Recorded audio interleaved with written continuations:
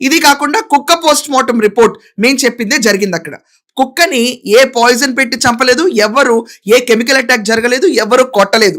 దానికి చాలా విభిన్నమైన బయట అందరూ క్షుద్ర పూజలు చేసి చంపించేశారు, కుక్కకి విషం పెట్టారు, ఇన్ని చెప్పారు. కుక్క నీరసంతో 10 రోజుల పాటు ఏమీ తినకుండా ఉండటం వల్ల నీరసంతో చనిపోయింది. కుక్కని కూడా ట్రాకర్ పెట్టి ఎత్తుకుదాం దొరకలేదు. తర్వాత వచ్చింది అసలు మేజర్ పాయింట్. రాజమండ్రి బస్ లో పాపని చూసామన్నారు. ఒక ముసలి జంట మేము పాపని చూసామని చెప్పిన తర్వాత వాళ్ళని కూడా వెరిఫై చేస్తే వాళ్ళు పాపని చూడలేదు. తాత తాత అని పిలిచింది, పాప అన్నారు, పాపని చూడలేదు.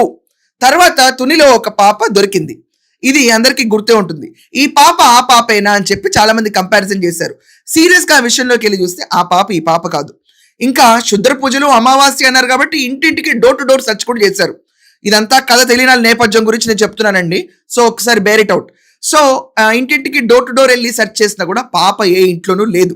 ఇక్కడ సెల్ ఫోన్ టవర్స్ లో 4700 కాల్స్ తీసి దాంట్లో 17 సస్పిషియస్ కాల్స్ ఐడెంటిఫై చేశారు. Mark this down. ఇందాక వర్షము, ఇక్కడ ఈ విషయం, 2 మార్క్ చేసుకోండి. తర్వాత ఏమైంది మనం చూసుకుంటే, అక్కడ సంచార జాతుల వాళ్ళు జీడి పిక్కల గింజలు ఏరుకునే వాళ్ళు, అంటే కిలో 100-150 అమ్ముకునే బ్యాచ్ అక్కడికి వస్తుంది. అది పాప మిస్ అయిన రోజు వచ్చింది. సో వాళ్ళని వీళ్ళు క్వశ్చన్ చేశారు, పోలీసులు అదుపులోకి తీసుకున్నారు.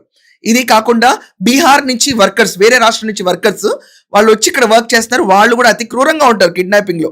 సో వాళ్ళని కూడా తీసుకెళ్లి ఇక్కడ ఇన్వెస్టిగేట్ చేస్తారు. పాప ఎక్కడ దొరకలేదు.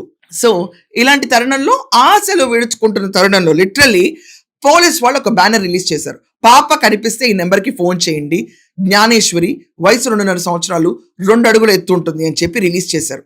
దాని తర్వాత స్టోరీలోకి వెళ్తే క్రైమ్స్ టీమ్ ఇన్వాల్వ్ అయింది. దాని తర్వాత హైకోర్టు చీఫ్ జస్టిస్ ఇంటర్ఫీర్ అయ్యి సుప్రీంకోర్టు ఆపరేటింగ్ ప్రొసీజర్స్ ఫాలో అయ్యారు ఈ కేసులో అని చెప్పి వాళ్ళు అక్కడున్న మన జిల్లా ఎస్పీ కవనిండి, కలెక్టర్ కవనిండి,